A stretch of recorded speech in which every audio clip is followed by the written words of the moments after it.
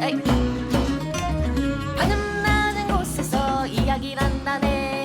하늘 낮은 곳에서 노래를 부른다네. 하늘 낮은 곳에서 글을 쓴다네. 하늘 낮은 곳에서 이야기한다네.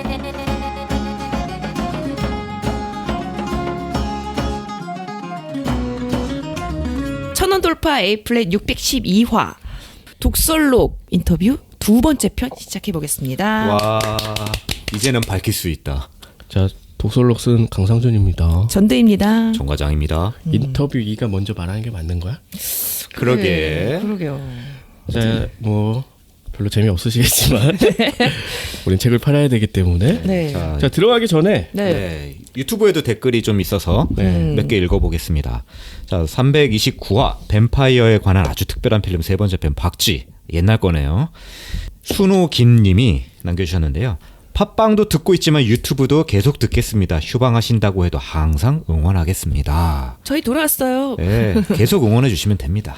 돈으로 사시고 뭐 많이 알려주세요. 340화 베르세르크 11번째 편에 남겨주셨는데요. 90마일송님 베르세르크 좋아하는데 감사합니다. 구독하고 갑니다. 네, 구독하셨다는 거 이렇게 알려주셔도 좋습니다. 좋네요. 네. 그러게요. 그래. 아니, 유튜브가 확실히 늘어나는 그 숫자가 450 정도 되는 것 같더라고요. 사실 유튜브에 어울리지 않는 컨텐츠긴 하죠. 영상이 뭐 하나도 안 나오고 소리만 나오는 거고 심지어 막 길이가 4-50분 되고 길지. 그렇죠. 그래서 늘 올라오는 댓글 이거 뭐야? 영상 뭐 음성이네? 막 이런 것도 올라오고 그렇지. 라디오네? 막 이런 뭐 것도 하자는 거야? 뭐 이런 거. 그런데 유튜브 프리미엄으로 하면 그 핸드폰 닫은 상태에서 다 들리거든요. 그런 경우에는 오디오만 있어도 충분하니까. 그렇죠. 그리고 광고 짧게.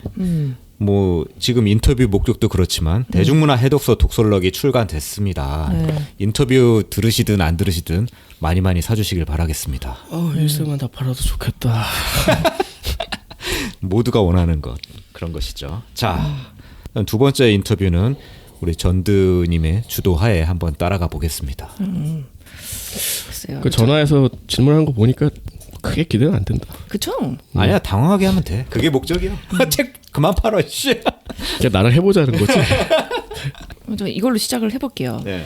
가끔 이제 현실이 너무 힘들어서 따뜻하고 감성적인 이야기가 필요할 때도 있을 것 같은데 독설록에 실린 글들을 보고 있으면 기본적으로 따뜻한 이야기라던가 감성을 자극하는 이야기는 별로 좋아하지 않으시는 것 같아요. 사이코패스요? 뭐 불편한 편의점이라든가 스리생에 관련된 거 그런 비평도 있었고 그래서 강 기자님이 좋아하시는 이아미스, 호러, 뭐 뒤틀린 시선, 불편한 메시지를 담은 작품들을 좋아하지 않는 이들에게 왜 이런 작품들이 필요한지를 조금 더 어필해 주신다면? 선물에 아마 그 얘기 들어갔죠. 그러니까 그 질문 받았을 때 면접관의 눈빛이 변한 그 답변이 있는데 그러니까 왜 영화 기자가 되고 싶냐. 근데 뭐 즉석에서 그때 생각한 거긴 하지만 내 스스로 너무 뿌듯해서 아마 기억하고 있는 것 같아. 근데 사실이기도 했고 저는 영화를 보는 시간도 즐겁지만 영화 뒤의 시간이 훨씬 더 즐겁다. 그거에 대해 이야기하고 글도 쓰고 뭐 이런 것들. 그래서 그 영화 뒤의 시간을 이야기하는 사람이 되고 싶다라고 했는데 거기 안에 핵심이 있는 것 같아요. 영화 뒤의 시간이 길고 더 풍요로우려면은 사실 그냥 딱 보고 너무 좋아 2시간 동안 행복했어 라는 거는 사실 저로서는 그다지 할 얘기가 많지는 않은 것 같아. 그런데 뭔가 의미심장한 메시지를 남긴다든가 나를 복잡하게 만들고 내 마음을 막 헝클어 놓고 너무나 불편하게 만드는 그런 작품들, 예를 들어 박찬욱 감독의 작품들은 다 그렇지 뭐. 그런 걸 보고 났을 때 더 큰 감흥을 느끼고 그걸 정리하는 시간들이 너무 좋은 거야. 내가 이렇게 봤는데 다른 사람도 그렇게 안 볼 수도 있는 거고 뭐 그런 것들을 생각하고 점점 가지를 뻗어나가는 그 재미가 정말 상상을 초월한다는 생각이거든요. 물론 이거는 직업적인 어떤 편견일 수도 있겠지만 그래서 그런 작품들을 보고 나를 좀 더 불편하게 만드는 게 어떻게 보면은 그냥 단순히 예쁘고 아름다운 것만 볼 수도 있겠지만 시야를 넓히고 세상에 좀 어두운 곳을 바라보기도 하고 그런 게 좀 필요하지 않나? 그런 걸 좀 권하고 싶은 생각이 있어요, 늘. 그리고 그런 게 훨씬 더 재밌다고 생각해, 그래서. 그리고 사실 좀 변명일 수도 있는데 그런 작품만 있는 게 아니다. 허니와 클로버 봐. 그래서 그 작가님이 그럼 생각하시는 따뜻한 이야기라는 것은 무엇인가? 좋은 따뜻한 이야기? 네. 따뜻한 이야기라는 거는 글쎄요. 저는 성장하는 이야기는 다 따뜻하다고 생각해. 성장이라는 건 되게 달라요. 그러니까 손오공이 계양권을 쓰고 원기옥을 날리는 것도 성장일 수 있지. 성장이고 훌륭한. 근데 어떤 한 사람이 굉장히 타락했던 사람이 마음을 고쳐먹고 새로운 길을 걷는다든지 그런 것도 아름다운 성장이고 그리고 지난번에 한번 얘기했던 내 마음의 위험한 녀석처럼 그냥 자기 안에 갇혀있던 중학교 2학년 남자아이가 첫사랑을 하게 되면서 친구도 사귀고 세상 밖으로 나가고 평소 하지 않던 일을 하는 그런 것도 굉장히 멋진 성장이고 그런 이야기들을 따뜻하게 바라보는 건 아닐까? 라는 생각입니다. 그래서 거의 대부분의 작품에는 그래서 크든 작든 그런 성장을 그리고 있거든요. 근데 그렇지 않은 작품들이 가끔 있지. 지금 딱 떠오르는 작품은 지뢰진. 주인공 이이다 쿄야 형사는 전혀 성장하지 않죠. 그러니까 그 작품은 처음부터 끝까지 차가운 거야. 그런 매력이 있는 건데 따뜻한 이야기들은 분명히 그런 것들이 담겨 있어요. 막 처절하게 싸우고 사람이 죽고 하지만 그럼에도 위로를 받고 감동을 받고 하는 것들은 누군가는 희생을 하면서 다른 사람을 성장시키기도 하고 죽은 자가 산 자를 이끌기도 하고 요즘에 화두이기 또한 그런 점들이 저는 아름답게 느껴지고 굉장히 좋아하는 스타일의 이야기이기도 해요. 뭐 허니어 클로버처럼 연애담은 결국 그것도 사람의 성장 이야기니까. 성장 이야기 아주 그것도 아름답고 감동적인. 심지어 실패한 사랑의 이유가 있다라는 걸 말해주는 그걸 그렇지. 웅변하는 작품이지. 제가 그래가지고 요 독서록 준비하면서 몇몇 이제 작가님이 많이 쓰신 단어를 좀 조사를 해봤는데 그런 것까지? 그 중에 진짜 실패라는 단어가 29번이나 나오거든요. 아, 그리고 그와 마찬가지로 청춘이 또 25번이 나와요. 아 그래요. 그리고 청춘에 대해서 간주한 이야기도 많고 그만큼 아름다운 실패가 가지는 청춘에 대한 찬미가 저는 있다고 생각을 하거든요. 청춘이라는 것에 대해서 어떻게 생각하는가. 앞에 좀 말했지만 조금 더 독설록에 실린 얘기를 좀 덧붙인다면. 제가 청춘이라는 말을 되게 좋아하기도 하고 많이 아마 쓰는 것 같아. 근데 의식은 못했는데 그러니까 청춘이라는 말이 되게 예쁜 말이잖아요. 네. 그러니까 푸른 봄이야. 근데 생각해보면 그렇게 푸른 봄이라고 느껴지는 청춘이 아닐 때도 있잖아. 그렇죠. 그때가 제일 힘들었을 수도 있고 사람에 따라서는. 그래 아마 거의 누구나 다 그 시기를 힘들게 겪어왔다라는 생각이 들어요. 네. 그러니까 되게 아이러니한 거지. 그렇게 파란 봄이라고 하는데 별로 그렇지 않은. 제가 또 좋아하는 표현 그런 거 많이 쓰잖아. 그냥 푸른 멍 같은 그런 시기, 그런 색깔로 기억되는 그 청춘도 있어. 하지만 그래서 더 얘기하고 싶은 건 실패라는 말이 많이 나왔다고 했잖아요. 네. 그러니까 청춘이라는 건 그런 것 같아. 실패해도 다시 해볼 수 있다. 근데 우리 사회가 그걸 좀 허락지 않는 그런 면들이 있죠. 아마 그래서 청춘이 청춘답지 못한 게 아닐까? 그런 생각들을 많이 하기 때문에 그렇지 않고 해봐도 되고 실패해도 상관없다라는 이야기들이 좀 실리지 않았나. 그런 게 이제 청춘이고 그게 실패에 담긴 의미여야 된다라고 이야기하고 싶어서 뭐 평소에도 많이 생각하는 주제고 지난해에도 그 히지카타 토시조 얘기를 했는데 맞아요. 나이 70을 먹고도 물론 역사 속에서 이미 죽었지만 픽션에서 부활시킨 거잖아. 네. 그럼 내가 죽으면서 그 사람이 어떻게 하냐면은 원통하도도 하면서 미소를 지으면서 죽어요. 그 의미가 뭘까? 난 그래서 이거야말로 청춘이다라는 생각을 했어요. 70살 할아버지를 보고서. 그러니까 청춘이란 거는 누구에게도 끝나지 않았으면 하는 그런 의미 또 이제 전달하고 싶은 마음도 아마 있었던 것 같아. 청춘에 닫힌 사회를 열어 제낀다. 그러니까 우리 사회가 정말 한 번 실패하면 뭐 망가진 것처럼 생각을 하잖아요. 근데 그렇지 않다. 그렇지 않은 사회를 또 만들어야 된다. 정말 청춘들에게 그 푸른 봄 같은 나날이 될 수 있도록 만들어줘야 된다. 젊은 나이에 정말 뭐 자기가 일하던 그런 현장에서 뭐 요절하거나 이런 일은 없어야 되지 않나. 뭐 그런 마음을 많이 담으려고 했던 것 같고 그런 감정들도 좀 공유하고 싶어서 많이 쓴 것 같아요. 그럼 반대로 또 장송의 프리랜 같은 편을 보면은 나이 들에 대해서도 이야기를 또 하고 있잖아요. 그렇죠. 근데 우리 또 어쩌다 보니까 우리도 이제 20대니까 이런 거에 대해서 이제 고민할 시점이 아닌가. 뭐 60대라고요? 20대.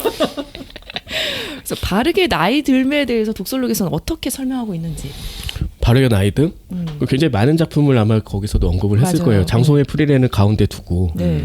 근데 거기서 보면은 이제 프리레는 엘프니까 영원한 존재인데 인간들의 삶이 되게 하찮아 보일 수 있잖아. 근데 그 작품이 말하는 그 핵심은 그거죠. 굉장히 인간들의 삶이 멋지고 그 짧은 생애 안에서 모든 걸 이뤄낼 수 있다. 약간 그런 느낌이잖아. 그러니까 그런 거인 것 같아요. 사람이 마음 먹기에 따라서 아까 얘기했지만 히지카타 토시조는 70일 먹고서도 원통하대. 지금부터 내 인생에 봄이 왔다라고 생각했는데 그러면서 웃으면서 죽어요. 그런 것들이지 않을까라는 생각이야. 정확한 그 문구는 기억나지 않지만 그러니까 나이는 아무것도 아니다 이런 저는 상투구에는 질렸다라고 썼어요. 그런데 이런 노인이 아직도 나 뭐든지 할 수 있어라고 막 이렇게 만면에 웃음을 띠고 뭔가 활약하는 모습을 보면 아 이게 청춘이구나라는 생각을 해요. 그렇게 나이 들고 싶어요 저는. 그렇게 다들 나이 먹었으면 좋겠고. 그냥 막 태극기 성적이 뭐 이런 거 해도 뭐 그냥 안 했으면 좋겠고. 그것도 어떤 의미에서는 청춘이긴 하네. 그러게요. 약간 얘기하시는 걸 들어보면 청춘의 뒷면 나이 든 게 청춘의 뒷면에도 같이 이렇게 공존한다는 느낌 좀 받게 되네요. 그러니까 나이가 들면서 청춘을 유지한다라는 건 굉장히 반어적인 의미이긴 하지만 어느 정도 납득할 수 있는 부분도 있다고 봐요. 그러니까 나이가 뭐 50, 60인데 새로운 취미를 갖는다? 굉장히 어려운 일이라고 생각하는데 새로운 취미를 갖는 건 굉장히 좋은 일이라고 생각하거든요. 그리고 새로운 사람을 사귀는 것도 정말로 좋은 일이고 그렇게 나이 들었으면 좋겠어. 모두가 다. 보면은 개인적인 경험이 결국 우러나올 수밖에 없기는 한데 어쨌든 이 책의 홍보 문구가 수백 편의 영화, 드라마, 만화, 애니메이션 장르 소설을 읽고 풀어내는 대중문화 비평 플러스 에세이잖아요. 이제 뭐 그래서 이런 게 있는 거죠. 작품에 대한 비평이 주를 이루지만 또 결과적으로 뒤에 보면은 개인적 경험을 엮어가지고 이제 풀어낸 것도 많아서 그런데 본인 입장에서 이 책이 좀 독자에게 에세이로 읽히기를 원하는지 아니면 비평으로 좀 읽히면 좋을지.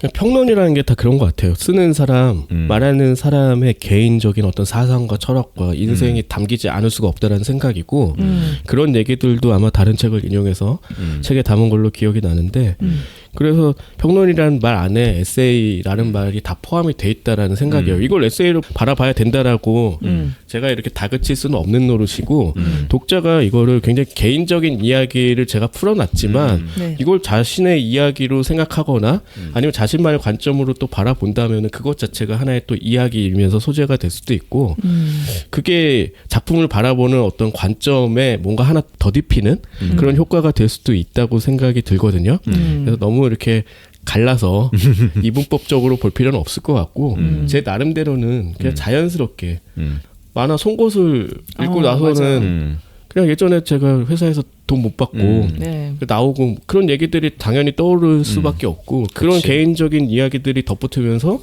그 송곳이라는 작품이 가진 매력과 그 정말 그 핵심이라고 할 수 있는 부분이 더 부각되지 않을까라는 생각이었거든요. 뭐 그게 성공했는지 안 했는지는 모르겠지만 그런 점에서 뭐 이 책을 그냥 재미있는 작품을 바라보는 평론과 뭐 에세이 뭐 그런 정도로 그냥 자유롭게 생각해 주셨으면 문자 좋겠어요. 그대로 진짜 비평 플러스 에세이네요. 아니 지금 저도 그래서 제가 어쩔 수 없는 그 상황 때문에 송고편을 굉장히 좀 재밌게 봤기도 했거든요. 근데 벌써 다 언급을 해주셔가지고 이 부분에 대해서는 뭐 더 추가할 건 없을 것 같아요. 저는 그래서 이 질문을 떠올렸던 이유가 그 에세이라면 사람들이 보통 친구 얘기 많이 하잖아요. 근데 이제 이 책 안에도 있어요. 사형에 이르는 병의 대사를 인용을 해가지고 그 사이코패스 이제 살인마였죠 아마. 그 양반이 한 친구 얘기를 가지고 이제 결국 친구에 대한 이야기로 이제 귀결되는 그런 거였는데 참 사람 죽이는 소설 대사 가지고 결국은 친구에 대한 얘기를 끌어내는 거 보고 전 솔직히 그 원고 보면서 골 때리네 그 생각했거든요. 좋은 의미예요. 네, 좋은 의미로. 그래서 어떻게 참 이런 소재를 뽑아낼 생각을 했는지. 근데 그 구시키리오의 사형에 이르는 병이라는 그 소설에 정수도 약간 그런 데 있는 것 같거든요. 그러니까 보통이란 무엇인가에 대해서 이제 고민하게 만드는 그런 건데 거기서 사이코패스는 보통의 존재는 아니잖아. 근데 이런 어떤 소재를 내세우고 인물을 내세우면서 결국 하는 말은 그러니까 너가 친구가 없기 때문에 보통이 못 되는 거야. 반대로 얘기하면은 나를 보통으로 만들어주는 게 친구야라는 얘기가 있는데 그거는 현재 자기가 어떤 상황인지 사이코패스라는 그런 이상한 존재가 아니라 다른 인간들과 섞일 수 있는 그런 존재로 만들어준다는 의미가 그 작품 전반에 깔려있다고 저는 생각을 했어요. 그래서 자연히 이제 그 이야기를 한 거고 마침 그 시기가 우리 그 그 코로나 때였기도 해서 만나기가 굉장히 힘든 그런 상황이기도 했고 그래서 그 작품을 시작으로 아마 친구 이야기를 떠올리지 않았나? 그리고 친구가 과연 왜 필요한가라는 뭐 나름대로 답이라고 낸 것 같기도 한데 결국은 그런 거다. 내가 별로 대단하지 않은 존재라는 걸 일깨워주는 그런 친구, 나쁜 의미가 아니고 절대 그러니까 그런 어떤 나를 다잡을 수 있게 도와주는 사람들 그거는 부모나 뭐 이렇게 다른 가족들이 못 해주는 거라고 생각해요. 왜냐하면 세대가 다르고 나이가 다르고 굉장히 해줄 수는 있겠지만 어렵겠지. 근데 그걸 해주는 존재가 이제 친구이기 때문에 그 작품과 굉장히 상통하는 면은 저는 있다고 생각했어요. 전혀 골 때리지 않는다. 난 그래서 장로솔 얘기가 나온 김에 하나 더 물어보자면 강 작가 같은 경우에는 뭐 애니나 만화 말고 이제 장르 소설에도 조예가 깊은 걸로 알고 실제로 전작이 이제 오라 달콤한 장르 소설이요. 그게 이제 79편에 이제 장르 소설을 다 소개하잖아요. 뭐 호러, 미스터리, 에스, 판타지 소설. 은근슬쩍 선전을 눈치챘네. 너무 티났어. 근데 어쨌든 뭐 이런 것도 읽으면 당연히 이런 질문을 할 수밖에 없는 것 같은데 장르 소설의 매력이 무엇일지. 그건 딱 한마디로 할 수 있을 것 같아. 재밌다. 재밌다. 근데 저도 되게 이런 미스터리 소설을 많이 좋아하는데 예전에 이런 질문을 받은 적도 있어요. 왜 이렇게 사람 죽이는 걸 좋아해? 라고? 라는 질문을. 네. 그래서 실제로 이런 장르를 좋아하는 사람들을 잠재적인 범죄자 취급을 하기도 하잖아요. 그래요? 네. 만약에 우리가 뭔가 사건이 연루되면 이 책 보고선 난리 날걸요? 이 사람은 원래 이런 책을 많이 봤습니다 하면서. 책장 바꿔놔야겠네. 그러니까 그런 게 이제 편견이고 아마 빨간맛 빅컬처의 그런 칼럼을 아마 실기도 했을 거야. 그러니까 예전에 어디다 이제 기고했던 글을 모은 게 이제 빨간맛 빅컬처 시리즈잖아요. 네. 그런 얘기는 약간 숙명적인 것 같아. 이게 과연 한국 사회에서 해소되는 날이 올까? 뭐 그런 생각도 들고 그리고 재미있다라고 그냥 단순하게 평가하긴 했지만 책에 이제 그런 이야기를 많이 쓰기도 했고 미스터리 소설을 저는 그 중에서도 가장 좋아하는데 정말 그 이성의 극단까지 가면서 결국 사람을 이해하는 방향으로 늘 수렴이 되거든요. 거의 모든 미스터리 소설이 그렇다고 봐요. 그러니까 어떤 수수께끼를 푼다라는 그런 1차원적인 재미도 있겠지만 사람이 다른 사람을 없애기로 결정했다라는 그 살인 사건이 주요 또 소재가 된다라는 거 거기에 담긴 함의를 해석하는 거는 정말 모든 작품이 다 다른 것 같아. 이걸 게임처럼 바라보는 그런 당연히 소설도 있겠지만 그렇지 않은 거지.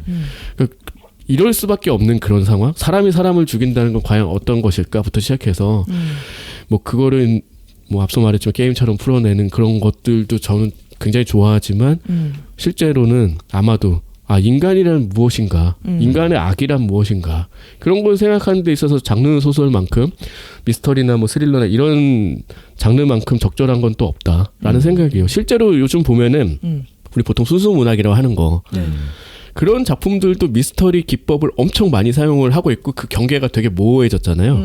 김철욱 작가 같은 경우는 SF 작가로 분류되긴 하지만 또 순수 문학 쪽에서 자기네 쪽이라고 생각을 하잖아. 그런 경계에서 바라본다면은 사실 이것들은 그 장르라는 어떤 경계가 아니라 장르라는 속성을 가지고 만들어낸 재미있는 이야기라는 게 전제가 되어야 된다고 보기 때문에 늘 이런 장르 소설이라고 하는 것들의 가장 큰 그런 화두 중심 이런 것들은 재미여야 된다고 봐요. 궁금증을 야기해야 된다. 그런 것도 그러니까 있고. 장르라는 게 뭐 만약에 웹소설 같은 경우 뭐 회귀하고 뭐하고 뭐 이런 여러 가지 소재들 요게 내가 매력을 느껴서 재밌게 본다? 이게 전제가 되지 않고 한다면 굳이 픽션의 이야기를 만들어내서 풀어낼 이유도 없다고 봐. 그냥 자기가 하고 싶은 말을 연설을 하면 되거든요. 근데 그렇지 않잖아요. 그럼 뭘까? 재미죠. 그게 전제가 되어야 되고 그거를 충족시키는 일? 굉장히 어려운 일이라고 생각합니다. 실제로 많지도 않아. 그렇지. 많지도 않아. 극진한 재미를 담은 작품은 정말 소수라고 생각하고 어느 정도는 기억 속에서 휘발되는 작품들이 많은 건 그런 이유 때문이 아닐까 싶어요. 그 이 장르라는 거의 특성상 복수라는 단어가 되게 많이 언급이 됐거든요. 독설로. 그래요? 조사를 많이 했네. 복수라는 단어는 총 85번이나 나왔어요. 제일 많이 나오네. 근데 네. 그게 그 단수 복수할 때 복수도 포함된 거 아니에요? 이건 포함 안 된 것 같아요. 몇 개 없을 것 같아 그런 거. 근데 이제 복수라는 감정 자체도 이제 일상의 감정이 아닌 거잖아요, 결국은. 그렇진 않다고 생각하는데. 그래요? 누구한테 복수하고 싶다는 생각 안 해봤어요? 그러니까 증오가 짙어지면 복수가 되는 거잖아. 네.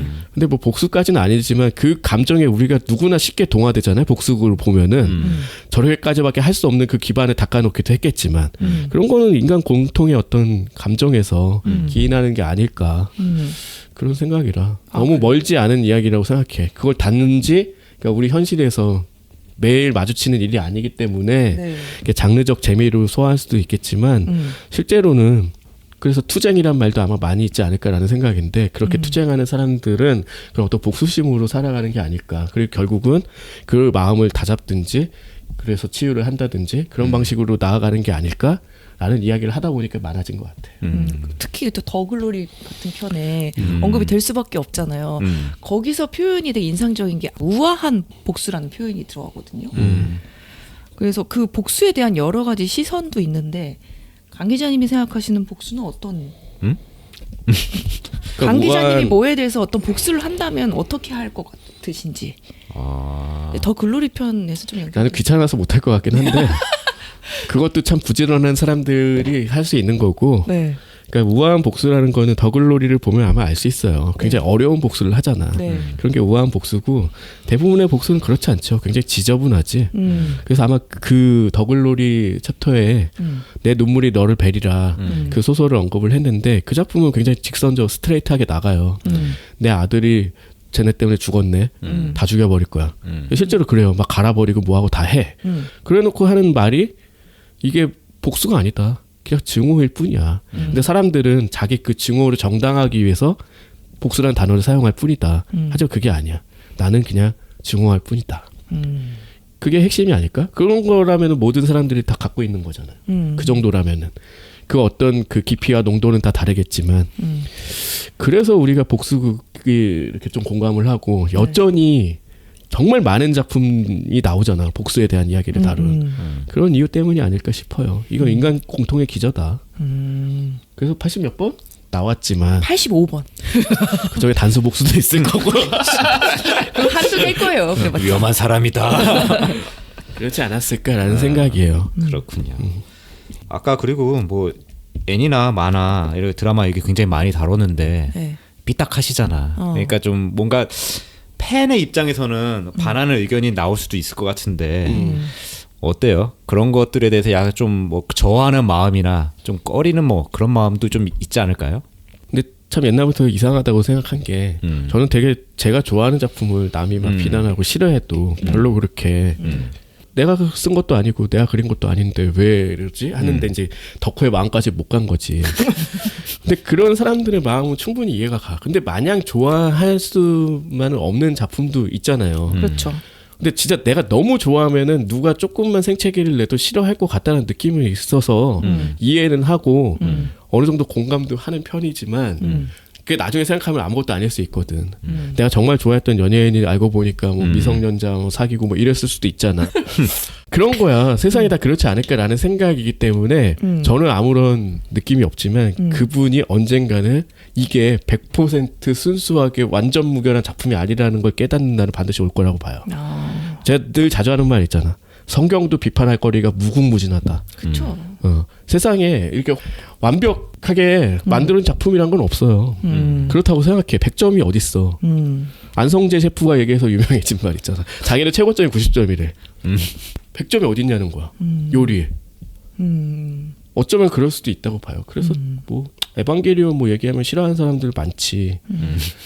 근데 저거까지 우려 먹어야 되는데. 근데 에반게리온 비판 받을 만한 점이 많이 있기도 하고. 네. 옛날 작품이니까.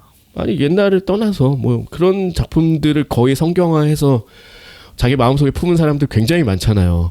우리 세대 때 되게 많았고 일본은 아마 더 많을 거고. 내 책에 그런 얘기 썼죠. 이제 마지막 완결편에 겐도한테 그 신지가 가지고 있던 모든 걸 다 이입을 해버리잖아. 네. 야 이제 니네 겐도가 됐다고. 신지도 아니야. 너네는 이제 겐도다. 너네는 40, 50대야. 그치. 그런 얘기들을 좀 바라봤으면 좋겠다라는 마음으로 저는 너그럽게 보니까 여러분들도 너무 이렇게 뭐 크게 개념치 마시고 너그럽게 봐줬으면 좋겠다. 근데 그래서 그렇게 너그럽게 봐달라고 하면은 정치 얘기를 이제 좀 꺼려하고 싫어하는 사람들도 많이 있잖아요. 근데 이 책에 은근히 정치 이야기가 쏙쏙 들어가 있거든요. 뭐 많이 있더만 네. 은근히가 아니라. 그래서 우리 제작 당시에 이 책 나갈 수 있냐 없냐까지 막 고민하고 그랬었잖아요. 그러니까 이거 현 정부가 아니라 이건 뭐 몇 대 정부일 수도 있다 뭐 이런 네. 얘기도 했었죠. 그렇게 조금 그런 민감한 소재임에도 불구하고 정치 이야기를 또 빼놓지 않고 언급한 이유가 좀 궁금하거든요. 뭐 이번에 12.3 내란 사태를 겪으면서 아마 전 국민이 뼈저리게 느꼈겠지만 저는 개인적으로 이렇게 생각하고 그게 맞다라고 생각하는 게 정치가 거의 모든 카테고리에 제일 위에 있다고 생각을 해요. 그게 민주주의라는 게 우리가 공기처럼 느끼고 있어서 그냥 당연하다고 생각했는데 그게 사라질 수도 있는 위기를 맞닥뜨리고 나니까 그 민주주의라는 공기가 얼마나 소중한지 한번 깨닫는 기회가 되고 아직도 이제 그 내란을 저희가 녹음한 시점에서는 현재 진행형이라고 생각을 하고 네. 그래서 당연히 그 이야기가 담기는 거지 이 이야기를 하기 위해라는 건 좀 아닌 것 같아.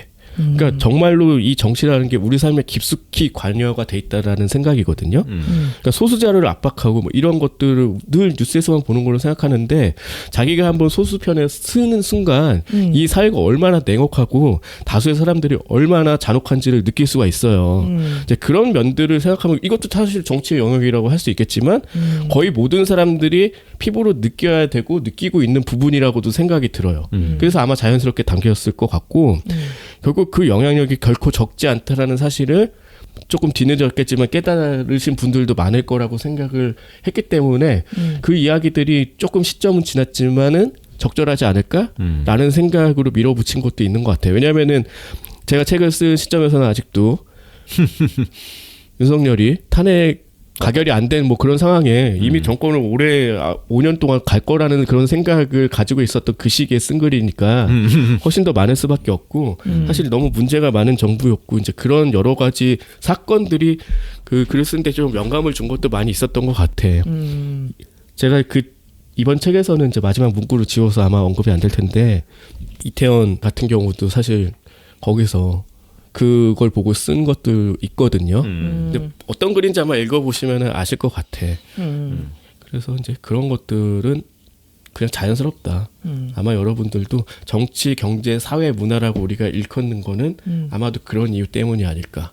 그리고 정치와 경제와 사회가 굉장히 그 긴밀하게 연관이 돼 있다는 거 다 알잖아요. 그렇죠. 문화도 마찬가지다. 그럴 수밖에 없는 것이다. 네. 라고 생각합니다. 네. 이제 요즘에 또 필사 같은 게 되게 유행인 시대잖아요. 아 필사. 독설록에서 딱 한 편만 필사로 추천한다면 한 편, 한 문장도 아니고. 문장도 괜찮고. 글쎄 뭐 그렇게 필사까지 할 만한 그런 건가? 근데 보는 사람마다 다르긴 하니까. 그러니까 독설록에서 가장 핵심적인 뭐 뭔가 내용을 담고 있다 싶은 편이 있다면 하나 조금 골라주신다면 좋을 것 같아요. 글쎄 뭐 다 핵심이라고 생각하는데 저는 불편한 편의점을 제일 앞에 실은 이유는 분명히 있거든요. 그러니까 이게 어떤 책의 성격을 결정하고 읽는 사람으로 하여금 따라갈 수 있는 어떤 내비처럼 바라봐주길 바라는 것도 분명히 있어요. 이제 삐딱선을 타는 거잖아. 맞아요. 왜 이런 안온한 소설이 인기가 있을까? 그런 거에 대한 이야기가 어떻게 보면 방향타가 되는 거라고 생각을 하거든요. 뭐 일몰의 저편 같은 경우도 제목을 이렇게 했네요. 시공지처럼 아름답고 싶어. 린다의 가사죠. 이것도 표현의 자유에 대한 어떤 이야기인데 잘못 사용되고 있는 경우가 너무 많잖아. 뭐 그런 거에 대한 이야기들도 정치와 문화를 한 번에 꿰뚫는 그런 주제가 아닐까 싶기도 하고 뭐 다 열심히 썼으니까. 다 했어요 필사. 필사를 왜 해? 그냥 열심히. 나중에 독설록 필사 책 하나 내야겠다. 어려운 책이 아니기 때문에 같이 읽고 더 많은 작품을 알고 많은 작품에 대해서 생각하는 계기가 되길 바랄 뿐입니다. 네. 그러면 뭐 비슷할까? 독자가 독설록을 읽고 대중문화를 감상하는 태도에 이제 변화가 있을까요? 바뀐다면 어떻게 바뀌길 원하시는지. 딱 보고 와서 같이 이야기를 막 하는 그런 자리로 이어질 수 있었으면 좋겠어요. 저는 그런 걸 우리는 되게 좋아하지. 우리는 뭐 이렇게 방송이 아니더라도 그냥 뭐 차 마시고 술 마시고 그런 자리에서도 뭐 봤어 한 다음에 그거에 대해서 막 얘기를 하잖아. 맞아요. 그리고 얘기를 하면 끝도 없잖아요. 맞아요. 그냥 뭐 아이돌 얘기도 했다가 뭐 예능 프로그램 뭐가 별로 누구 연예인 얘기도 했다가 근데 어떤 작품에 대해 얘기하면은 이렇게 봤고 이건 이런 거 아니 막 얘기를 하잖아요. 맞아요. 그런 재미가 제일 재밌는 거 아닌가라는 생각인데 그래서 이거 보고 와서 재밌었네 이거 오늘 봐야지 이렇게 끝나는 건 정말 가성비가 떨어지는 짓이니 여러분들도 그렇게 얘기할 수 있는 이런 어떤 친구 그런 것들을 마련할 수 있는 기회로 이어졌으면 하는 게 저의 가장 큰 바람입니다. 뭐 굉장히 어려운 일이라고 생각이 드는 반면 뭐 지금도 그렇게 하고 계신 분들이 많을 테니까 그걸 조금 더 강화하고 뭐 좀 확장하는 계기로 이어졌으면 하는 그런 바람도 있습니다. 네. 서점에서 언제든 구하실 수 있습니다. 독설록. 많은 얘기를 나눠봤는데 더 많은 얘기가 독설록에 실려 있어요. 안 한 얘기도 많죠 우리가. 못 다룬 얘기들. 제가 일부러 좀 비껴왔어요. 진짜 뻔뻔하게 이렇게 부회나 할애해서 책 선정을 했다. 예전에 근데 그런 얘기 있었어. 왜 에이플레 책 얘기 안 하냐. 하려고요 이제. 그때 했네 처음으로. 그리고 이제 저 말고도 계속 작가분들을 초대할 예정이에요. 그렇죠. 작년에 한번 초대하려고 했다가 그때 계엄이 터졌어. 계엄 터져가지고 지금 그러게요. 이럴 때가 아니라 빨리 나가야 될 것 같다 생각이 들어서 뭐 못했었죠. 약간 그런 것들이 뭔가 아다리가 안 맞는 그런 게 있는데 이렇게 방송을 만들면서 작가분들 초대해서 얘기하면 재밌잖아. 책도 좀 팔자. 좀 팔자. 좀 팔자 좀. 네. 자, 긴 시간 독설록에 대한 이야기 들어주셔서 감사하고 네. 다음 화 예고하고 마무리하겠습니다. 네. 다음 613화는 네. 요즘에 OTT에 올라와서 네. 많이들 보시는 것 같아서 결정해본 검은 수녀들 영화 하겠습니다. 네. 네. 한번 미리 보시고 들어보시면 더 재밌지 않을까 싶습니다. 그럴까요? 자, A보다 반은 낮은 곳에 숨어있는 대중문화의 모든 것 천원 돌파 에이프레